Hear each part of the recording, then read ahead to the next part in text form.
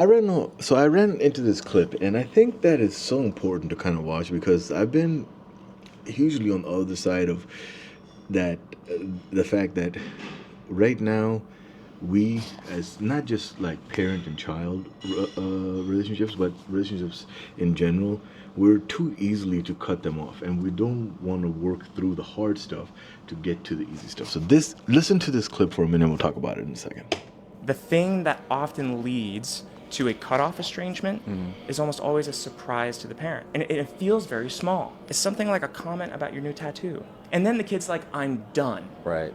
And then the parent's like, what? What was that? What was that? Like, and then what is often the case is there was a pattern of behavior that really created a lot of strain in the relationship that maybe the parent was aware of, maybe not.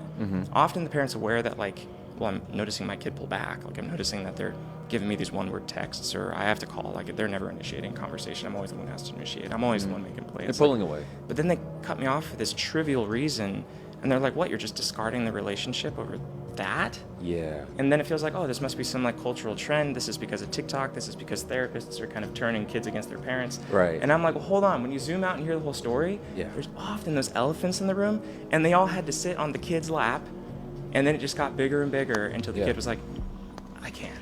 I think that we don't try to confront in a healthy way issues that we have with friends or family, parents, siblings, whatever, and we're just like, oh, whatever, I don't want to deal with it, and go. And that's where I think that cultural thing comes from, is that just because you have a parent that might be not understanding you, and you're just able to cut them off, or you have a child that doesn't that you don't understand, or you're not able to get along with, and you just cut them off, sibling, friend, whatever, and have sitting down and actually having a difficult conversation. Now, after you've had the conversation and you're just not able to understand or the other person's just not willing to give or understand where you're coming from, then I think then there's peace. But I think a lot of people don't even give the opportunity now. Like, they just hold it, and then boom. Which I think that's the incorrect way of really going about it. Anyways, put it in the comments.